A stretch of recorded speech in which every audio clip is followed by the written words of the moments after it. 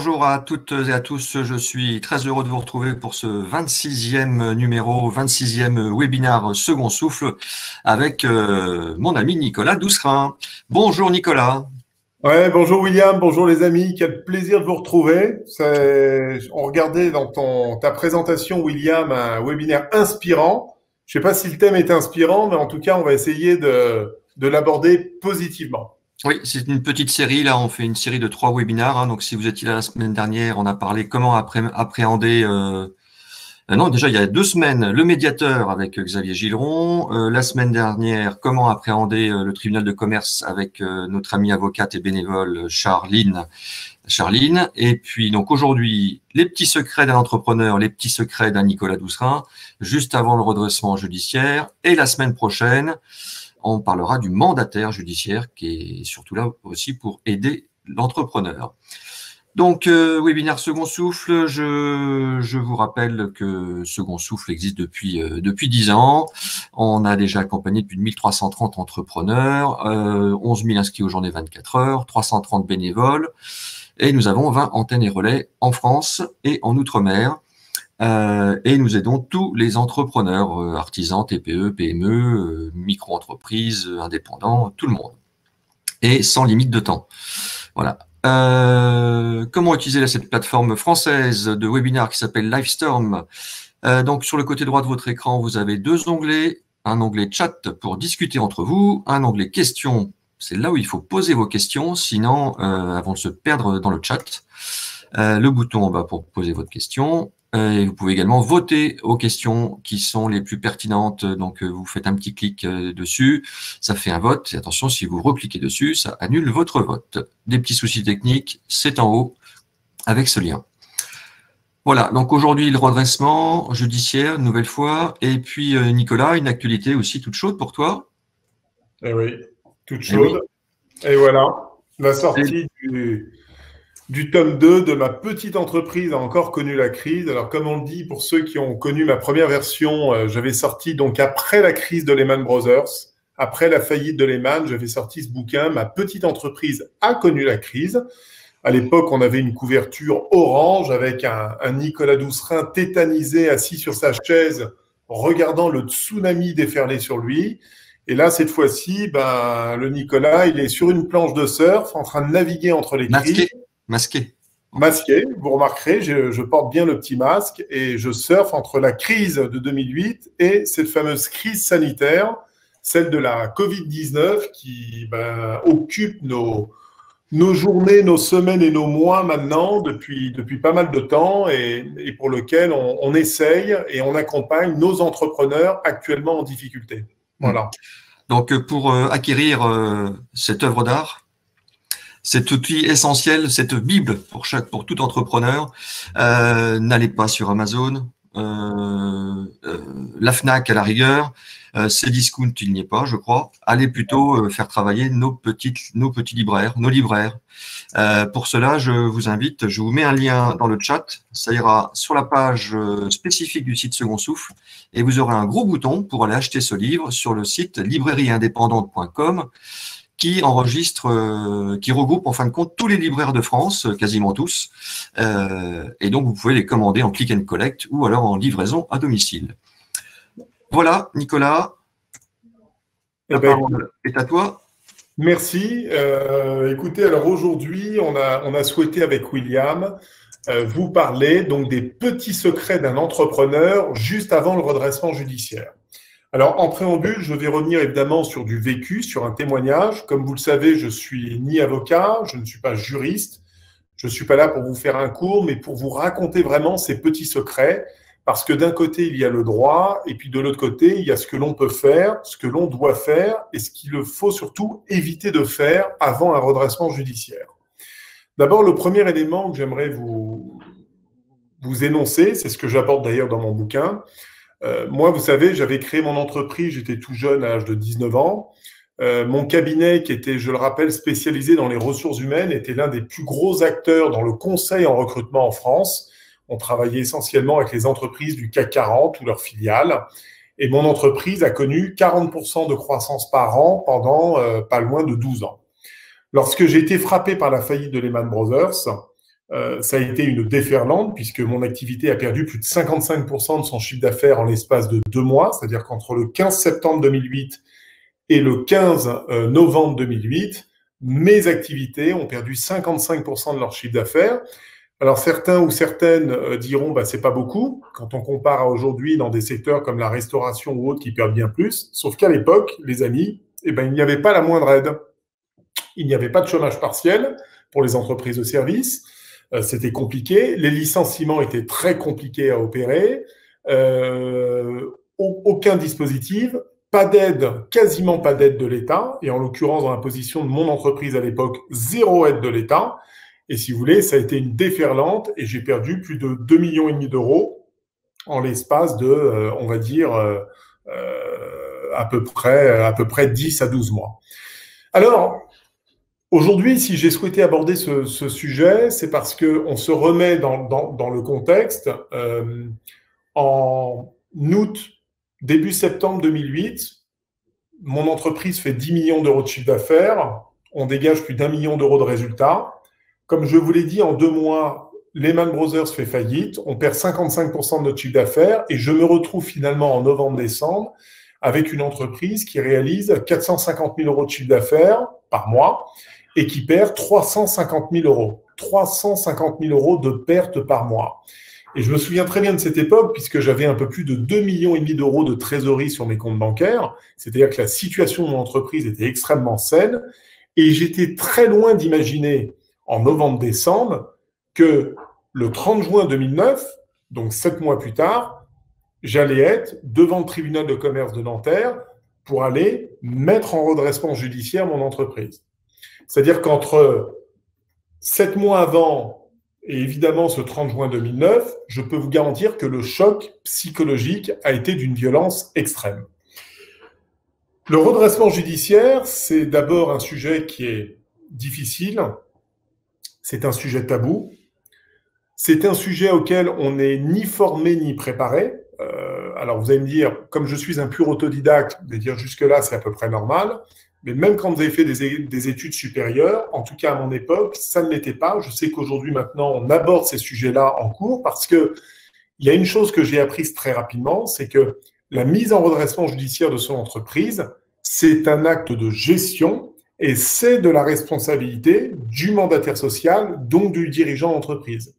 Que vous soyez auto-entrepreneur, que vous soyez gérant d'une SARL, président d'une SAS ou président directeur général d'une ESA, c'est de la responsabilité du dirigeant, c'est un acte de gestion et il faut le rappeler. Ça veut dire qu'évidemment, toutes les décisions que vous êtes amenés à prendre, et on aura l'occasion d'y revenir tout à l'heure, que ce soit en termes d'économie, de mouvement de trésorerie, de paiement de fournisseurs, de remboursement de comptes courants d'associés. On aura l'occasion d'y revenir puisqu'il y a plusieurs questions sur le sujet déjà. Tout ceci est soumis et est sous la responsabilité du dirigeant d'entreprise. En un mot, toute faute que vous pourriez commettre, par définition, c'est de votre responsabilité et on peut aller chercher votre responsabilité jusqu'à 2 ans après la mise en place d'un redressement judiciaire de votre entreprise. Donc tout ça, c'est important et c'est pour ça qu'on a souhaité, avec Second Souffle, aborder ce que j'ai appelé les petits secrets d'un entrepreneur. Et je vais essayer de vous refaire un petit peu la synthèse pour vous dire ce que vous pouvez faire, ce que vous avez le droit, ce que vous ne pouvez pas faire et ce que je vous déconseille fortement de faire. Alors d'abord, il y a une chose qui est très très très importante, c'est à quel moment on se met en redressement judiciaire. Malheureusement et trop souvent, les mises en redressement judiciaire sont souvent, parfois, provoquées par des fournisseurs qui finalement ne sont pas payés depuis de nombreux mois, en ont ras-le-bol et décident à un moment donné de saisir le tribunal de commerce. Alors je le dis parce que c'est important. Je vais vous donner une statistique qui est très simple. Il faut savoir que vous avez aujourd'hui en France à peu près 55 000 redressements judiciaires chaque année en France. Lorsqu'on tombe dans des périodes de crise importantes comme maintenant, où on a connu en 2008, 2009, 2010, ces chiffres montent jusqu'à 65 000, 70 000, 75 000. Donc c'est très important. Et avec différentes tailles d'entreprises. Il faut savoir que lorsque l'on se met en redressement judiciaire, il n'y a que 2% des entreprises qui vont en redressement judiciaire, qui s'en sortent, qui valident un plan de continuation et qui trouvent le moyen finalement de rebondir. C'est 2% seulement. Ça veut dire quoi? Ça veut dire que 98% des chefs d'entreprise qui sont acculés, qui se mettent en redressement judiciaire, vont en cessation intégrale des paiements, vont en liquidation judiciaire et donc sont évidemment mis au tapis. Si on veut faire partie de ces 2%, ce qui a été le cas de Solic, bien évidemment, il faut pouvoir anticiper et prendre des mesures.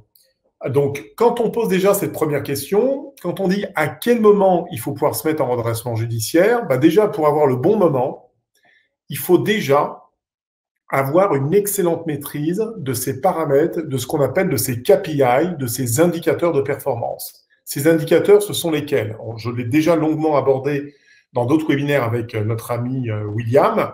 C'est évidemment, maîtriser votre résultat d'exploitation, connaître le résultat d'exploitation de votre entreprise. Je rappelle, vous calculez le point mort de votre entreprise, vous calculez la marge brute nécessaire pour couvrir ce point mort, et vous devez être capable à la fin de chaque mois de savoir si vous êtes en positif, si vous dégagez du bénéfice, si vous êtes neutre, si l'ensemble de votre marge brute couvre l'ensemble de vos charges, ou si au contraire, vous êtes dans le rouge. En ayant ces résultats-là, ça vous permet évidemment, ça va avoir une influence très importante sur votre trésorerie derrière. Vous savez que la trésorerie, peu importe la taille de votre entreprise, vous avez ce qu'on appelle des charges fixes. Ça peut être ces grands sujets d'actualité en ce moment, le loyer, l'électricité, le téléphone. Ça peut être des salariés que vous avez en CDI, par exemple.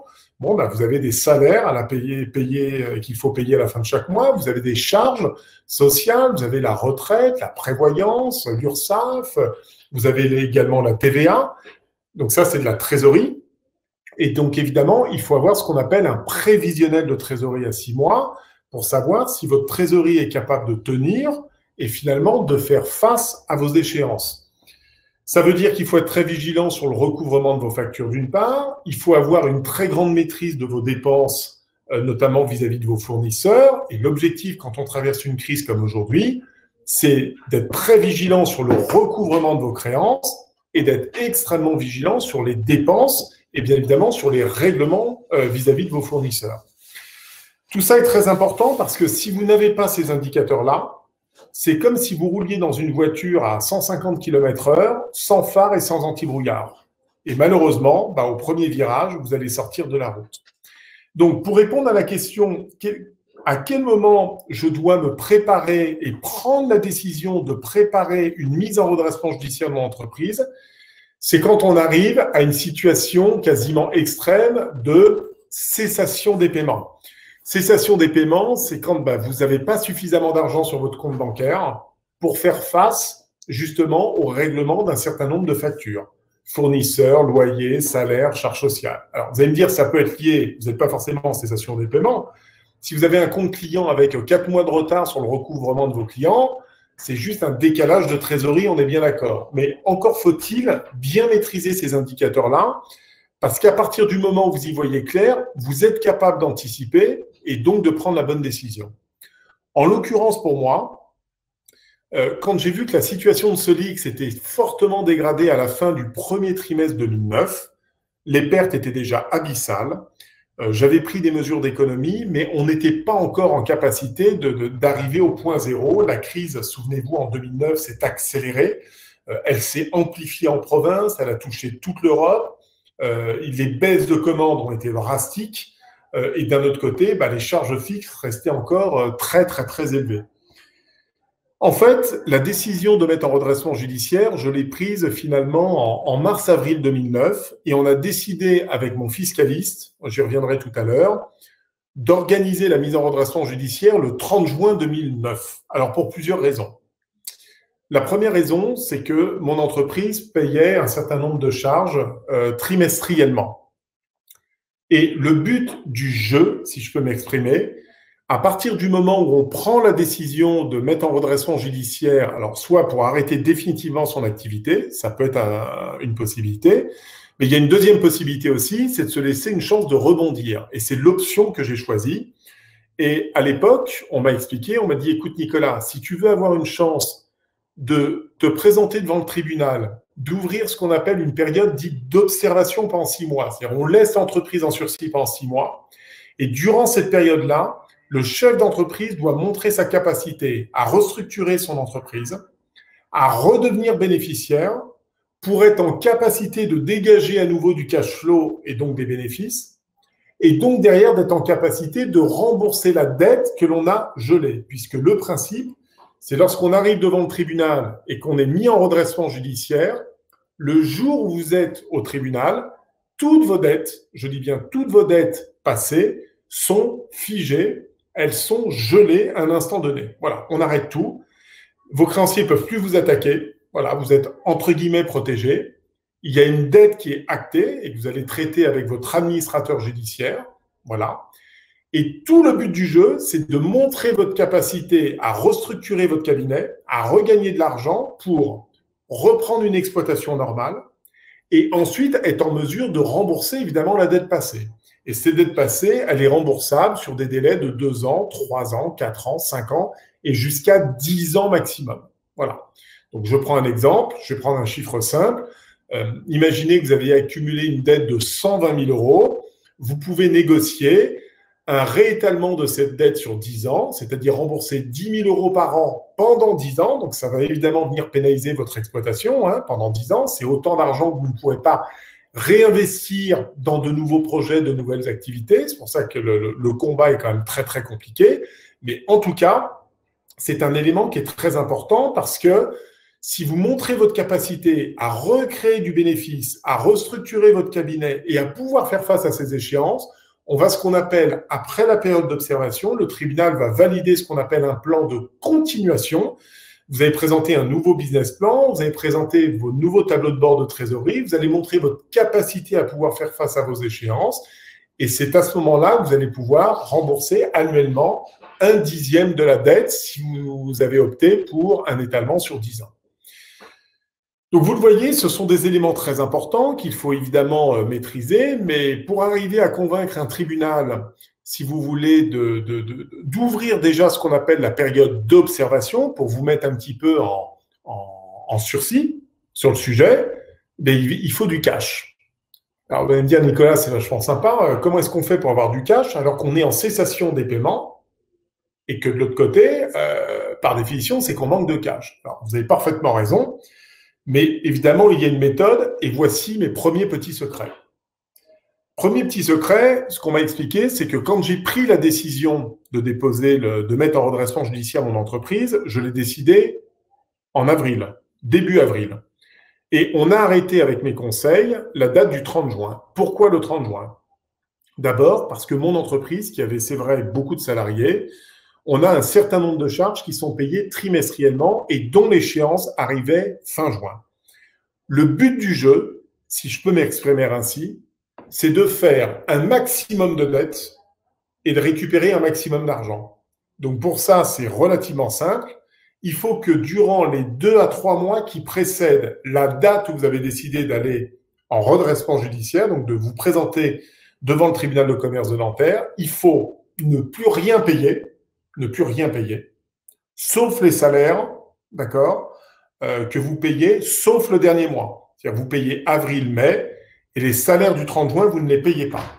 Vous êtes bien d'accord que vous allez donc éviter de décaisser beaucoup d'argent, et le but du jeu à l'inverse, c'est de rentrer le maximum d'argent et de chiffre d'affaires, donc de relancer toutes les créances impayées, de facturer, de relancer. Donc vous avez d'un côté de l'argent qui rentre, et de l'autre côté, vous avez tout bloqué. Vous gelez les loyers, les fournisseurs, les partenaires. Vous gérez dans le temps. C'est une étape qui est très difficile. Je me souviens très bien de cette période-là, parce qu'évidemment, il y a une pression qui monte énormément. Et bien évidemment, il ne faut rien dire à vos fournisseurs. Il ne faut rien dire à vos collaborateurs dans un premier temps. Il faut que tout ceci reste secret et que ce soit partagé exclusivement avec votre conseil. Quand je suis arrivé aux alentours de la mi-juin, j'avais réussi à remettre plusieurs centaines de milliers d'euros en trésorerie. J'avais, à l'époque d'ailleurs, avec mes banques, c'est un des sujets pour lequel je reviendrai dessus, c'est que j'avais des autorisations, j'avais ce qu'on appelle un facteur à l'époque, donc on pouvait factorer donner des factures en fait en créance, la banque avançait les fonds et j'ai factoré au maximum à la fin du mois de juin. Et grâce à cet argent, j'ai pu ouvrir un autre compte bancaire que j'ai fait, donc qui est parfaitement légal. Aujourd'hui, vous avez 2 banques en France qui s'appellent Thémis et Delubac, qui sont les 2 banques qui gèrent globalement les entreprises qui sont en redressement judiciaire. Et à l'époque, ce que j'ai fait, c'est que dès que j'ai eu l'argent, 72 heures avant le 30 juin, j'ai transféré l'ensemble de l'argent sur la banque de Lubac. Et le 30 juin, je suis arrivé avec mes conseils devant le tribunal de commerce de Nanterre et c'est là où j'ai mis en redressement judiciaire mon entreprise. Alors, ça a été une période très difficile, d'une part parce que j'avais une pression énorme de la part de mes 2 banques traditionnelles qui se demandaient où allait l'argent. Bon, ça c'est un fait. Mais je n'avais pas le choix parce que si jamais mes banques traditionnelles me coupaient les tuyaux, eh bien, je me retrouvais sans liquidité. Et sans liquidité, j'étais dans l'incapacité de me laisser une chance de pouvoir rebondir. Alors, je vois d'ailleurs, on me fait quelques remarques. Certains me diront, mais Nicolas, c'est malhonnête parce que vous avez transféré l'argent, puis ensuite vous avez déposé le bilan. Non, la réponse est non. Parce que l'argent que j'ai transféré, évidemment, c'était de l'argent pour essentiellement prêter par mes 2 banques, certes, contre des factures que j'ai données en garantie. Et bien évidemment, lorsque mes clients ont commencé à payer en juillet, en août et en septembre les factures qui étaient en garantie chez le facteur, et bien évidemment, j'ai remboursé mes 2 banques qui m'avaient prêté l'argent. La seule différence, c'est que le fait d'avoir 500 000 euros, ça a permis de montrer la solidité financière, entre guillemets, auprès du tribunal, de présenter mon plan de continuation.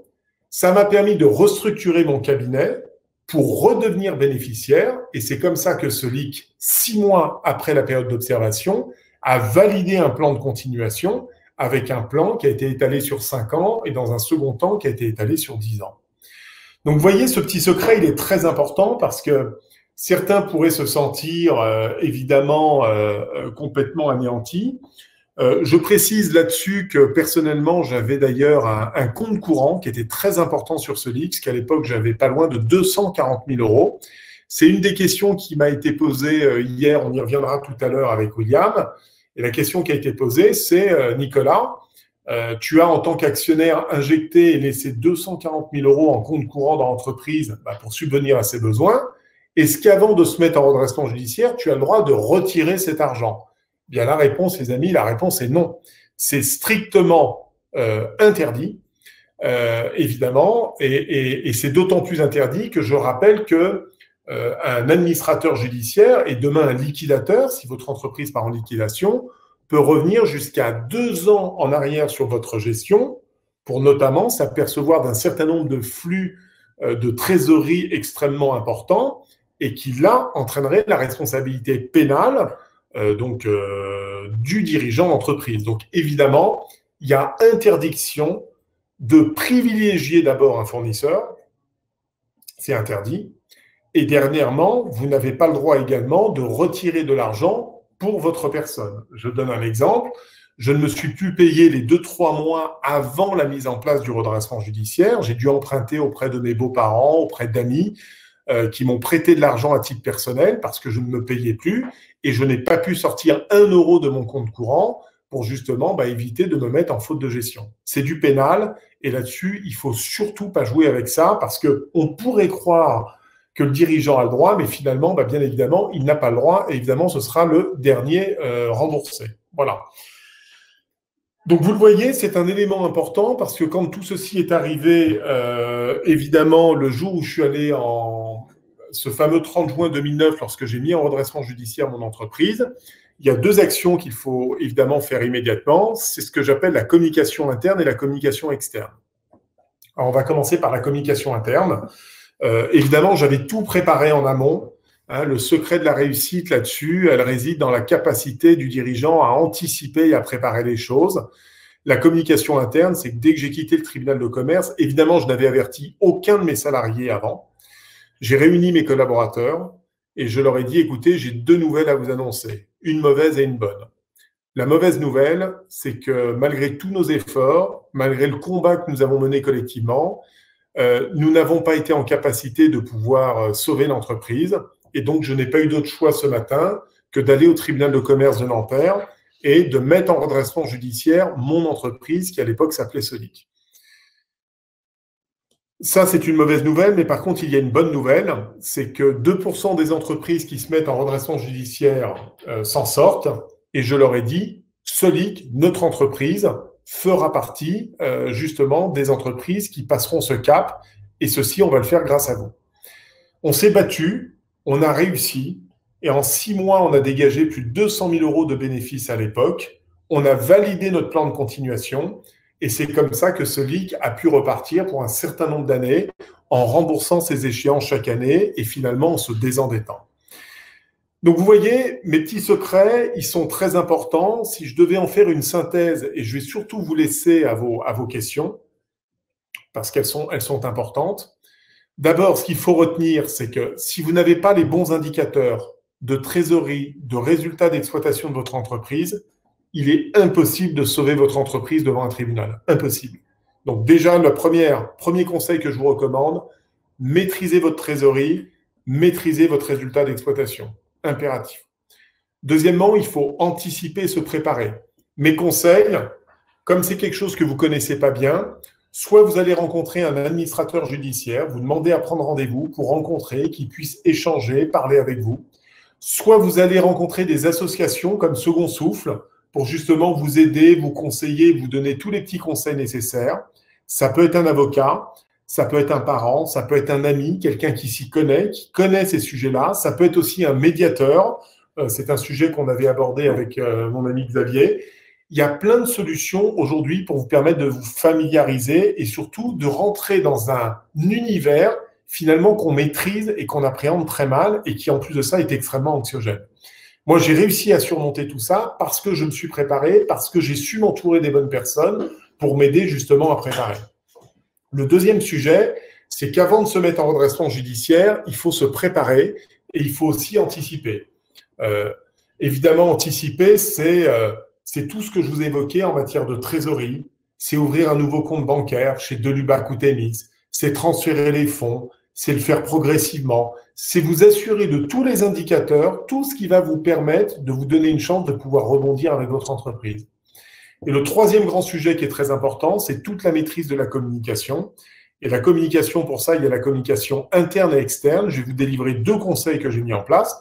La communication interne, c'est que même si j'ai tout caché à mes salariés pour sauver leur intérêt et l'intérêt de l'entreprise, j'ai été extrêmement transparent le jour où j'ai dû mettre en redressement judiciaire et j'ai bâti un plan d'action pour aider chacun à pouvoir rebondir et finalement sauver l'entreprise. La communication externe, elle est vitale. Je me souviens très bien qu'à l'époque, de nombreux conseils m'avaient indiqué en disant, voilà Nicolas, il va falloir prévenir tous les clients, les fournisseurs avant, parce que ça va être compliqué. Je n'ai pas écouté leurs conseils, parce que d'autres conseils m'avaient dévoilé aussi le risque finalement que ça se retourne contre nous. C'est pas à vous que je vais dire que si jamais un concurrent apprend que vous allez déposer le bilan, il commence à appeler tous vos petits clients, il commence à leur proposer de reprendre le relais, il commence finalement à faire peur, et donc derrière, les clients vont arrêter tous vos contrats en cascade. Moi, j'ai joué la transparence. C'est-à-dire qu'avant d'aller au tribunal de commerce, j'avais rédigé un courrier que j'adressais à tous les clients. Donc j'avais à l'époque 120, 140 clients. Les courriers étaient tous prêts, ils étaient datés, ils étaient signés. Je les ai envoyés immédiatement et je m'étais fait le top 30 des 30 plus gros clients de mon entreprise à appeler pour les prévenir personnellement le jour du redressement judiciaire. Ben, je vais vous dire une chose, il s'est passé quelque chose d'incroyable.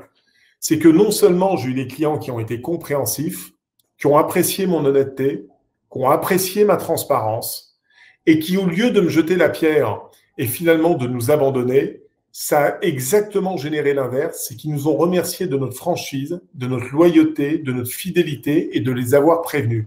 Finalement, de ne pas apprendre la mauvaise nouvelle par le tribunal en recevant un courrier de votre administrateur judiciaire, par les bruits de couloir, par les fournisseurs, par les concurrents.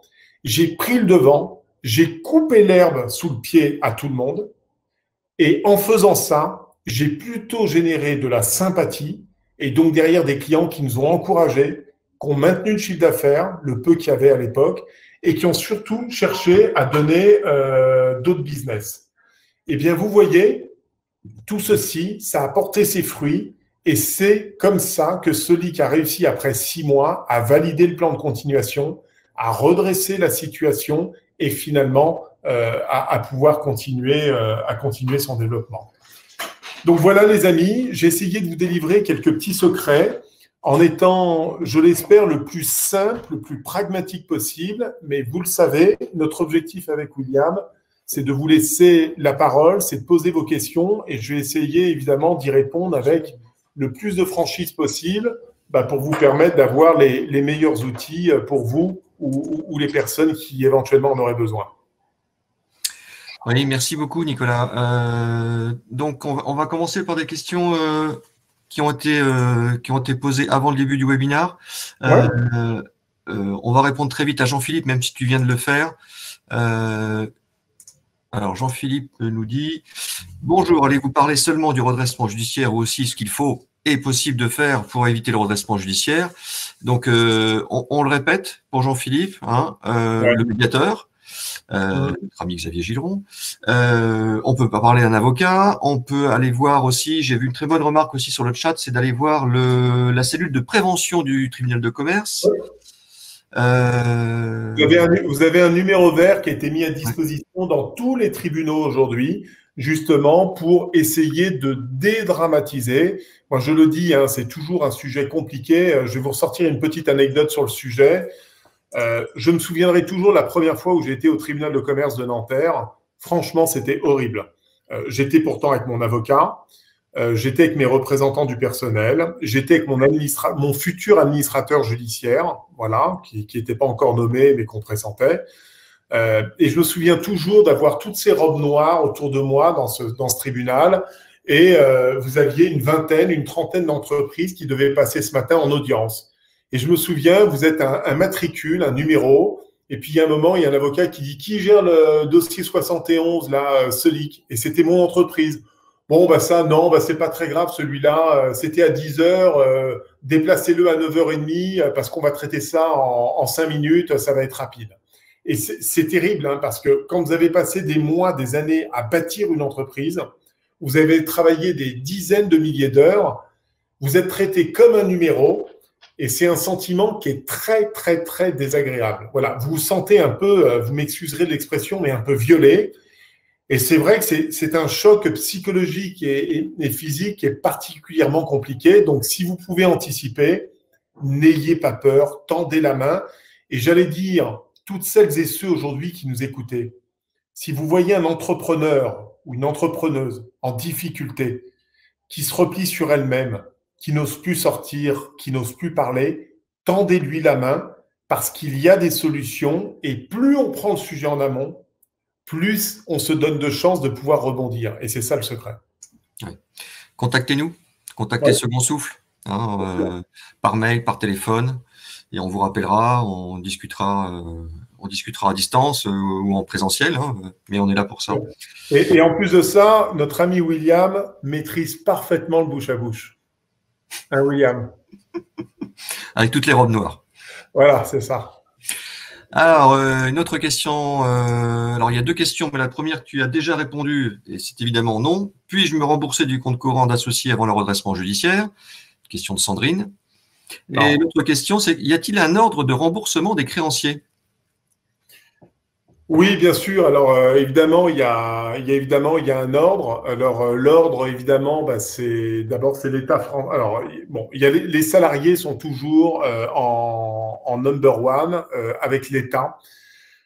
C'est pour ça que malheureusement, c'est un des gros problèmes que nous avons aujourd'hui en France. Finalement, c'est l'État qui se rembourse. Et évidemment, les créanciers, j'allais dire essentiellement, on pourrait appeler ça vos fournisseurs, parfois des petites TPE, PME, qui vous fournissent un service, des prestations ou qui fabriquent, si vous êtes dans l'industrie, eh bien, ce sont les derniers. Et c'est pour ça que dans les plans d'étalement de plans, malheureusement, il y en a très peu qui finissent par récupérer tout ou partie de la dette qui se retrouve étalée sur 8-10 ans. parce que l'État se sert toujours prioritairement. Et ça, c'est une des grosses lacunes que nous avons aujourd'hui et qui mériterait d'ailleurs une grande réforme sur le sujet. Une autre question de Philippe. Ouais. Le chef d'entreprise pense trop souvent pouvoir s'en sortir seul et sans tête et si seul. Donc évidemment, c'est pas du tout ce qu'il faut faire. Lorsque la situation se dégrade, pouvez-vous expliquer pourquoi il est important de ne pas attendre trop longtemps avant de se rendre au tribunal de commerce lorsque la situation de l'entreprise est fortement dégradée? Et deuxièmement, qu'est-il utile de faire avant de déposer son bilan sur le plan de protection de ses biens personnels, en particulier par rapport aux éventuelles cautions personnelles souscrites? Ah bah j'étais en plein dedans parce que j'avais personnellement 5 cautions pour des sommes de plusieurs centaines de milliers d'euros. Alors, alors on va faire déjà la première question. Pourquoi il est important de ne pas attendre trop? Bon, bah, je l'ai expliqué, parce que vous n'avez plus aucune maîtrise. Si vous y prenez trop tard, vous n'avez plus de trésorerie et que vous allez en liquidation, bah, de toute façon, vous ne pouvez plus rien faire, c'est terminé. Si vous y prenez suffisamment tôt, vous avez encore la possibilité d'ouvrir une période d'observation, de geler une partie de la dette et donc derrière de restructurer votre dette. Je m'explique. J'avais 400 000 euros de caution auprès de mes 2 banques. Évidemment, quand vous présentez devant les banquiers, donc j'avais une maison que je ne pouvais plus payer, vous vous retrouvez avec des cautions personnelles et vous vous retrouvez avec un salaire qui est divisé par 2 ou par 3 par rapport à avant. Autant vous dire que votre situation personnelle, elle est terriblement angoissante, d'autant plus que vous n'avez pas le droit au chômage et qu'en plus de ça, vous avez les problèmes de votre entreprise. Donc c'est vrai qu'à un moment donné, quand vous cumulez tout ça dans votre tête, je peux vous garantir que les journées, les soirées commencent à devenir très, très, très compliquées. C'est encore plus vrai quand vous avez en plus à charge une femme et à l'époque 3 enfants comme j'avais. Donc, il y a un avantage de la situation, quand même, malgré tout. C'est pour ça que les banques détestent ça. C'est que le jour où vous mettez en redressement judiciaire, on ne peut plus vous attaquer. La dette est gelée. Et j'allais dire que même les banques, vis-à-vis de vos cautions, bah, elles se retrouvent verrouillées pendant ce temps-là. Et c'est là où vous avez une fenêtre de tir pour justement négocier avec les banques. Et moi, qu'est-ce que j'ai fait? Je vous délivre encore un petit secret. Ce que j'ai fait est très simple. Quand les banques m'ont dit, Monsieur Doucerin, vous êtes engagé, vous avez signé 4 cautions et on va faire jouer notre caution, bah, je leur ai dit, écoutez, oui, vous pouvez. Légalement, vous pouvez. Mais aujourd'hui, j'ai la tête sous l'eau. Si votre objectif, c'est de me la mettre encore plus basse, bah, vous pouvez, mais sauf que vous allez perdre sur tous les fronts. D'abord, parce que je n'aurai pas les moyens de vous payer ces cautions. Deuxièmement, vous n'aurez jamais l'argent. Et donc, par définition, vous ne sortirez pas gagnant de cette opération. Par contre, si vous me laissez valider un plan de continuation, si vous acceptez de restructurer la dette, d'en perdre un bout, de rééchelonner, de réétaler, de me laisser crédit pendant 1 an et demi, 2 ans, le temps que je me refasse des revenus, le temps que l'entreprise redégage du bénéfice, et que je me remette à flot, et que je sois à nouveau en mesure de pouvoir payer l'échéance, là, vous agissez en tant que partenaire. Et c'est évidemment ce que j'ai réussi à négocier avec les banques, c'est-à-dire qu'on a été, soit on vous attaque, et puis on va faire de la procédure pendant 6 ans, et ça va durer longtemps, et je ne vous paierai pas, et vous mettrez du temps, soit vous me laissez respirer, vous me sortez la tête de l'eau, mais vous acceptez de geler, de perdre une partie, de restructurer la dette pour permettre à l'entreprise de recréer de la richesse et donc d'être en capacité de faire face à ces échéances.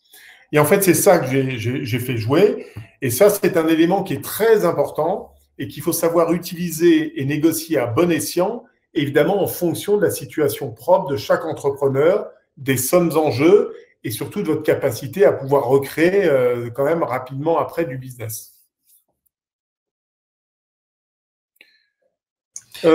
Les questions sur la question sur la caution personnelle. Bah, sur les cautions personnelles, il faut faire attention. Alors déjà, premier conseil, si vous êtes en couple, évidemment, je le dis, je le redis, quand on se marie sous le régime séparation de biens. D'accord? C'est un élément très important. D'accord? C'est de bien scinder, séparer pour pas que votre conjoint finalement soit entraîné dans une éventuelle déroute. C'est évidemment ce que j'ai fait avec mon épouse, hein, c'est-à-dire que si un jour ils étaient amenés à saisir la maison, bah, ils ne peuvent saisir qu'avec mon épouse, on s'est mis la maison à 50-50, ben, ils peuvent saisir que ma partie à moi et pas celle de mon épouse. Et ça, il faut se marier sous le régime de la séparation de biens. Ça, c'est vraiment, c'est une faute. C'est l'une des premières actions que le dirigeant doit absolument faire. C'est très important. Voilà. Deuxièmement, bon, les banques vont pas aimer, mais si jamais vous avez un bien immobilier, par exemple, ben, montez une SCI. Voilà. Alors pourquoi? Ben, parce que l'avantage de la SCI, c'est que si jamais ils doivent saisir les cautions, ils ne peuvent saisir que le bien, mais ils ne peuvent pas saisir le contenu, c'est-à-dire ce qu'il y a à l'intérieur de la maison. Alors que quand vous ne montez pas une SCI, ben, ils peuvent saisir et la maison et tout le contenu. Les meubles, les tableaux, les tapis, l'AIFI et tout le reste. Et ça, c'est encore un viol qui est particulièrement compliqué à vivre pour ceux qui ont déjà connu ça. Voilà. Donc, en gros, il faut évidemment bien lire vos cautions, regarder si elles sont bien conformes, bien évidemment. Quel est l'impact et le risque sur un plan financier? Et deuxièmement, troisième indicateur, alors ça, les banques vont pas du tout aimer ce que je vais dire, mais entre le moment où une banque peut faire jouer sa caution et le moment où vous déposez le bilan, il peut se passer 5, 6, 7 ans. Alors, ça va vous coûter de l'argent auprès d'avocats et de conseils. J'ai vu qu'il y avait une question sur le sujet. D'accord? Ça vous coûte des sous, mais vous pouvez faire de la procédure et ça peut durer 5, 6 ans. On va dire que c'est, entre guillemets, de ce point de vue-là, l'avantage de ce côté-là. Et il faut que ce temps soit utilisé dans ce cas-là à bon escient pour recréer rapidement de la richesse et du patrimoine. C'est ce que j'ai fait, ce qui m'a permis ensuite de solder et de payer intégralement les cautions que je devais à mes deux banques. Mais moi, je me suis battu, j'ai fait de la procédure pour de la procédure parce que j'avais besoin de gagner du temps pour me laisser le temps de regagner de l'argent, mais j'ai remboursé intégralement et à 100% mes deux banques qui m'avaient prêté de l'argent et l'ensemble des cautions. Voilà.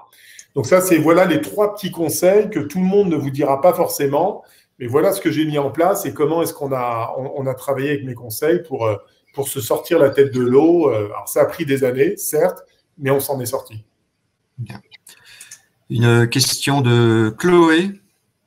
Oui. Mon écran clignote. Est-ce que chez toi aussi, Nicolas?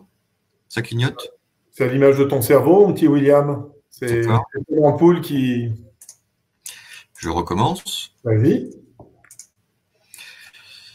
Voilà, donc Chloé nous dit, il paraît que si nous allons en liquidation judiciaire en tant que TNS, nous pouvons toucher un chômage d'environ 800 € par mois pendant 6 mois. Est-ce que c'est vrai? Oui, j'en ai entendu. Ouais, alors j'en ai entendu parler. C'est effectivement les nouveaux dispositifs mis en place par le gouvernement d'Emmanuel Macron. Auprès de qui il faut y aller? C'est simple, hein, c'est Pôle emploi, hein, c'est toujours le même qui indemnise. Donc il faut aller sur Pôle emploi, rencontrer évidemment votre conseiller et regarder par rapport à ce dispositif. Alors, il y a beaucoup de questions, hein, William. Oui, si tu en vois une intéressante, tu te la prends. Hein, Il y en a plein. Hein. Pourquoi ne parlez-vous pas du comptable et de vos secondaires à son égard? Mais non, mais pas du tout. Allez. Alors, évidemment, le comptable ou le DAF ou le financier en charge de votre entreprise, non seulement il est indispensable, mais il est vital au niveau de l'entreprise. Encore une fois, pour une raison très simple, c'est qu'en termes de trésorerie, de prévisionnel, de dette, d'organisation, de remboursement, de négociation, d'échéancier avec les banques et après le RJ, c'est évidemment vital. C'est un des conseils que j'avais préconisé d'ailleurs, hein, Patrick, c'est d'abord de choisir un très bon comptable ou expert comptable, suivant la taille de votre entreprise, mais c'est vital de maîtriser la partie financière. Ensuite, combien ont coûté à Nicolas? Ça, c'est intéressant également. Donc, combien ont coûté tous ces conseils qui ont préparé pour le dossier? Alors, il y a 2 types de conseils à payer. Le premier conseil, c'est les conseillers juridiques que moi, j'ai dû prendre. J'ai pris notamment un avocat, expert dans les liquidations, les redressements judiciaires, voilà, qui est un spécialiste qui ne fait que ça, rien que ça, uniquement ça. Je l'ai pris pourquoi? Il connaît tout le tribunal. Juge, président, administrateur, tout ça est un tout petit monde. C'est un tout petit monde. Où que vous soyez en France, c'est un tout petit monde. Je le redis toujours, mais dans le 92, puisque moi j'étais au tribunal de commerce de Nanterre, vous aviez à l'époque, et je crois que c'est quasiment toujours le cas aujourd'hui, 3 administrateurs judiciaires pour gérer l'ensemble du 92. Vous imaginez. Il n'y en a pas 10 000, il y en a 3. Bon. Donc moi, j'ai payé ce conseil. Combien ça m'a coûté à l'époque? C'est très simple. Mon cabinet faisait plus que 4 millions d'euros de chiffre d'affaires. Et ça m'a coûté au total, sur 4 mois, ça m'a coûté 20 000 euros. C'est beaucoup d'argent. Alors, c'est pour une entreprise qui faisait 5 millions. Évidemment, c'est beaucoup moins cher quand l'entreprise est plus petite. Mais c'était indispensable pour se laisser une chance de s'en sortir. Et je ne regrette en rien. Donc, j'ai préféré ne pas me payer, me sacrifier, emprunter auprès d'amis, enfin se débrouiller, parce que c'était nécessaire pour permettre à l'entreprise de s'en sortir. Voilà. Donc, ça m'a coûté 20 000 euros. Après, c'est un sujet qu'on a déjà abordé avec Xavier. Quand vous rentrez dans une procédure de redressement judiciaire, les tarifs, évidemment, il faut payer l'administrateur, il faut payer la procédure, il faut payer toute la période d'observation, de redressement. Ce sont en fait des calculs assez opaques qui sont des formules qui sont arrêtées par tribunal. Donc, voilà. Et donc, vous êtes censé maîtriser à peu près ce que ça vous coûte. Et vous inquiétez pas, ils se servent prioritairement. Hein, donc, il n'y a pas d'inquiétude là-dessus. Ce n'est pas les derniers payés. Et au contraire, si vous voulez avoir une chance que votre dossier passe et aille dans le bon sens, il vaut mieux avoir un petit peu de trésorerie sur le compte bancaire pour que, j'allais dire, l'administrateur judiciaire puisse se rémunérer. Voilà, parce que dans beaucoup de dossiers aussi, il faut le reconnaître, hein, ils gèrent parfois des centaines de dossiers qui sont des toutes petites structures sur lesquelles il n'y a pas 1 euro. Ils doivent quand même faire leur travail et à l'inverse, ils ne sont pas rémunérés non plus. C'est pour ça qu'évidemment, ils se rémunèrent davantage et qu'il y a des formules de calcul sur les plus gros dossiers parce que ça compense, j'imagine, un certain nombre de petits dossiers pour lesquels ils gagnent 0 euro et pour lesquels la mission doit être quand même remplie par l'État, voilà, par le tribunal. La question d'Emmanuel Camus. D'Emmanuel. Ouais. L'étalement de la dette sur 8 ans avec possibilité de passer à 10 ans n'est pas nécessairement linéaire. Est-ce qu'il est possible de demander des abandons de dette? Alors, sauf erreur de ma part, non. À partir du moment où vous êtes mis en redressement judiciaire, c'est une des très grosses failles en France, contrairement par exemple dans les pays anglo-saxons et aux États-Unis. C'est qu'une fois que vous êtes mis en RJ, c'est terminé, c'est gelé. Vos actions sont inaliénables, vous ne pouvez plus céder, augmenter le capital, voilà, ça c'est très très très très compliqué. Voilà. Concernant la dette, vous étalez généralement sur une période de 5 à 10 ans. Voilà. Si vous avez négocié un premier plan à 5 ans et que vous ne pouvez pas payer votre annualité, vous avez la possibilité de faire à nouveau une requête auprès du tribunal, de dire écoutez, voilà, on a une année à nouveau compliquée, on n'a pas de quoi payer, on aimerait un rééchelonnement sur 8 ans, 9 ans, 10 ans. Mais de toute façon, vous ne pouvez pas aller au-delà de 10 ans. Et de toute façon, il y a quand même une limite au système. C'est qu'il faut quand même se garder un peu de trésorerie aussi pour investir, pour moderniser, pour transformer son modèle économique. Voilà. Par contre, demander des abandons de dette… Il y a Xavier qui a laissé un petit message sur le chat. C'est aux créanciers de consentir à un abandon de dette. Oui, c'est de plus en plus fréquent avec les impôts, par exemple. Voilà.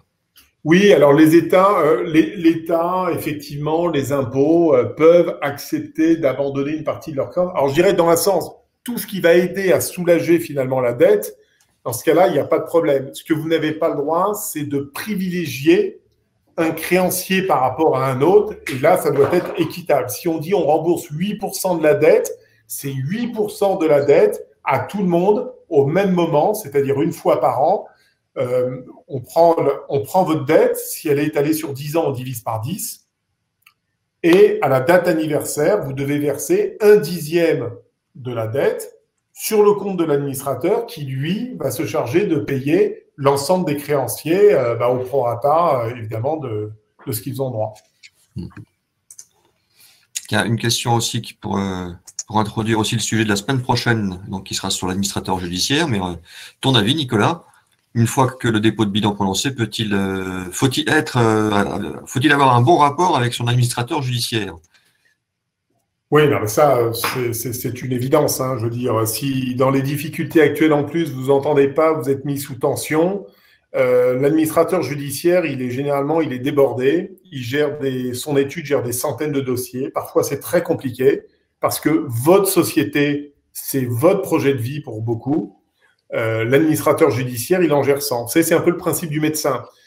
Malheureusement, quand on est atteint d'une grave maladie comme un cancer, le cancer de soi, c'est pour soi, avec toutes les angoisses, la peur, etc. Le médecin, il fait ça toute la journée, toutes les semaines et tous les mois. Il traite des centaines de dossiers. Bon, là, c'est un peu pareil, et c'est à vous de prendre un petit peu de hauteur, de recul, mais de vous assurer la confiance de l'administrateur judiciaire, parce qu'il peut vous mettre bien plus de bâtons dans les roues que vous ne pourrez lui en mettre. Et donc, tout votre intérêt, c'est de travailler en confiance, d'être transparent sur évidemment la trésorerie, sur les coûts, qui se sentent rassurés. À partir du moment où vous arrivez à créer cette confiance, généralement la relation se passe bien, et comme elle se passe bien, il sera beaucoup plus compréhensible pour vous aider à surmonter d'éventuelles difficultés.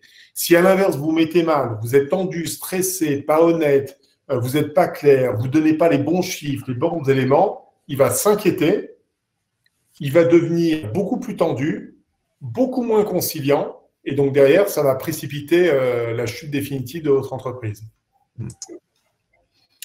Alors, une question de notre amie Martine. Martine te demande, prévenir son banquier du dépôt de bilan prochain. Surtout pas. Surtout pas. Donc Martine, je vais vous donner un petit conseil. Procurez-vous rapidement mon bouquin. Je crois que j'explique très très bien dans mon bouquin. Elle l'a reçu, mais elle ne l'a pas encore lu. Ah ben Martine, vous allez le lire. Vous verrez, j'en parle dedans, c'est dans mes conseils. Il ne faut surtout pas prévenir votre banquier.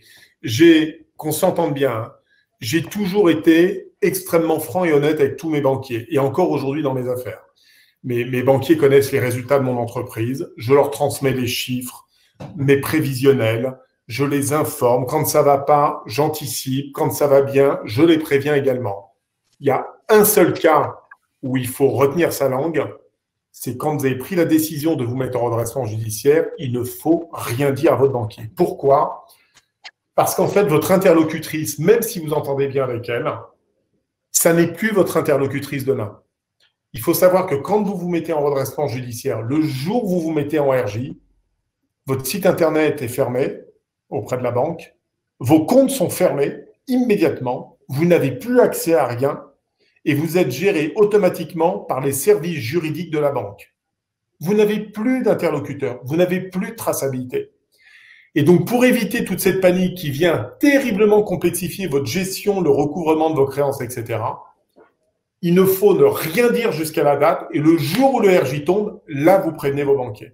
Sinon, ils risquent de mettre des mesures de rétention, tout simplement de bloquer des comptes, de ne pas faciliter, et finalement, de ne pas vous permettre de rebondir et de vous laisser une chance de rebondir derrière. Donc, ça n'est pas un mensonge, ça n'est pas de la fraude, il faut juste le faire à bon escient. Et j'ai vraiment cherché à l'écrire dans le bouquin. Je me souviens bien de ma banque d'ailleurs qui m'avait traité d'escroc. Et je lui avais dit, madame, c'est pas parce que j'ai transféré 300 000 euros du compte de mon compte actuel vers la banque de Lubac que je suis un escroc, madame. J'aurais été un escroc si j'avais fait de fausses factures, si derrière j'avais volé votre argent, mais cet argent, je vais vous le rembourser. Sauf que si je vous avais demandé, avant d'aller en RJ, de me prêter 300 000 euros pour me laisser une chance de rebondir, est-ce que vous auriez accepté un instant, madame ? Eh bien, la réponse est non. Donc, il ne faut jamais prévenir son banquier quand vous faites, et vous n'avez pas à culpabiliser sur le sujet, car le redressement judiciaire, c'est un acte de gestion. Voilà. Bien. Une question de Laurent. La mise en RJ peut également permettre à des repreneurs de redémarrer avec le dirigeant éventuellement et de repartir avec la société sans se soucier du passif.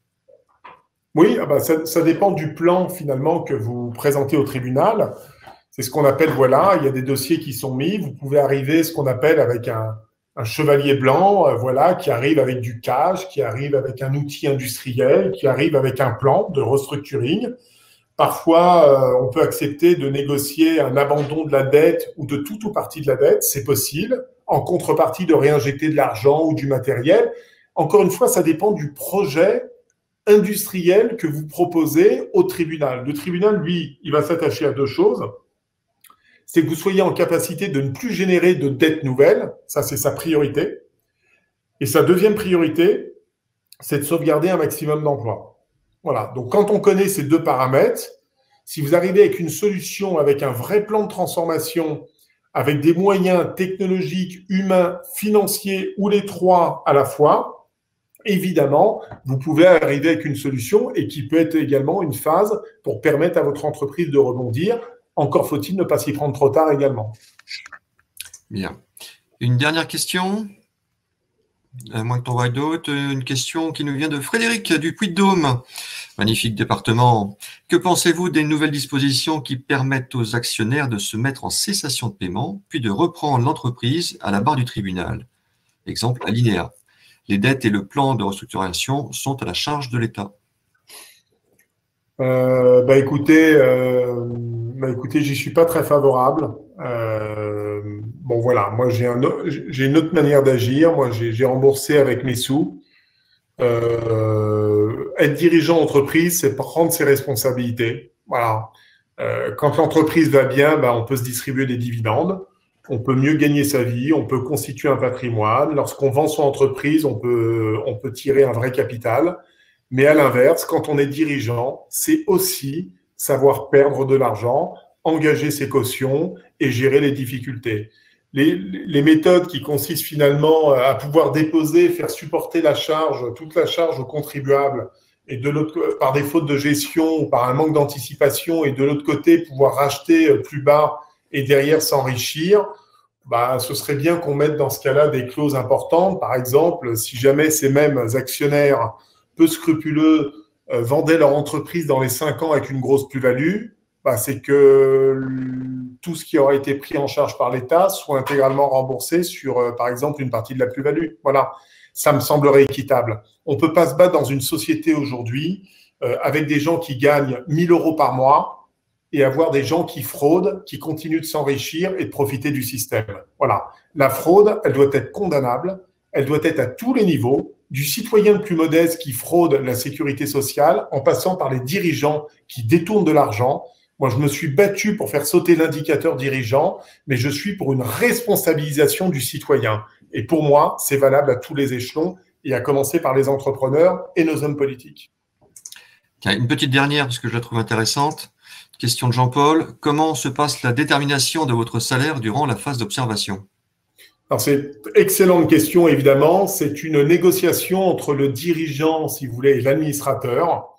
Voilà, il faut proposer quelque chose qui soit raisonnable, que l'entreprise puisse dégager suffisamment de bénéfices pour payer évidemment le dirigeant. Ils en ont généralement parfaitement conscience, mais il faut faire ça. Voilà, il faut mesurer, il faut faire les choses équitables. Donc moi, je me souviens à l'époque, j'avais réduit mon train de vie considérablement. Je ne payais plus le loyer de ma maison. J'avais gelé. J'avais demandé aux banques, vous gelez pendant 2 ans. Donc, j'avais besoin de moins d'argent. Comme je me payais moins, je payais moins d'impôts. Donc, j'avais déduit l'impôt. Et puis, j'ai réduit tous mes frais de dépenses au strict minimum.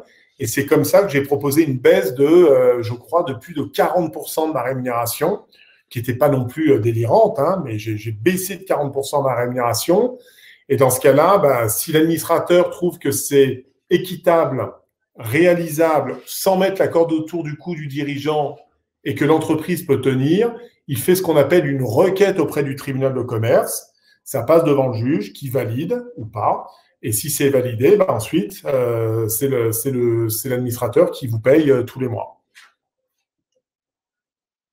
Bien, merci beaucoup Nicolas. On rappelle quand même que ton nouveau bouquin vient de sortir, qui reprend exactement le premier bouquin. Et si vous l'avez lu comme moi, le premier livre, vous restez un petit peu sur votre faim, donc vous ne connaissez pas la suite. Donc pour connaître la suite, il faut se procurer ce nouveau livre de Nicolas. Évidemment, en l'achetant dans une librairie indépendante, un petit libraire, et surtout pas sur Amazon, s'il vous plaît. Et si vous voulez vraiment acheter en ligne, achetez plutôt sur Cdiscount, au moins si vous restez en France. Et je vous mets le lien dans le chat pour pouvoir aller acheter le livre de Nicolas sur librairieindépendante.com. Voilà. Et donc la semaine prochaine, on continue toujours avec justement l'administrateur judiciaire. Et nous aurons avec nous une administratrice judiciaire du cabinet FHB. Merci Nicolas. En tout cas, merci William. J'espère les amis, c'était un plaisir comme toujours de vous retrouver, même si les sujets sont pas simples. J'ai en tout cas essayé d'être le plus clair, le plus franc possible. Je remercie tous nos amis, particulièrement évidemment Xavier et Frédéric, Martine. Vous avez été très très nombreux, surtout à venir compléter l'ensemble du chat. Je vois toutes vos réponses. J'ai pas eu le temps de tout lire, bien évidemment, mais je vais prendre le temps de regarder. En tout cas, merci pour vos précisions et pour les petites précisions que vous avez apportées sur des imperfections, parce qu'évidemment, on est là. Mais encore une fois, l'objectif, c'est d'être franc, c'est d'être direct, c'est de vous dévoiler vraiment du vécu, du concret.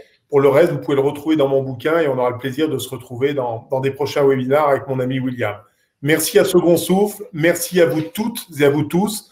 Prenez soin de vous et à très bientôt, les amis. Voilà, et donc à la fin du webinaire, vous serez redirigé sur le site de Second Souffle et vous verrez cette image que vous voyez à l'écran. Vous cliquez dessus et vous pourrez donc vous inscrire pour le prochain webinaire de la semaine prochaine. Je vous souhaite à toutes et à tous un excellent week-end et protégez-vous. Bye bye. Ciao les amis.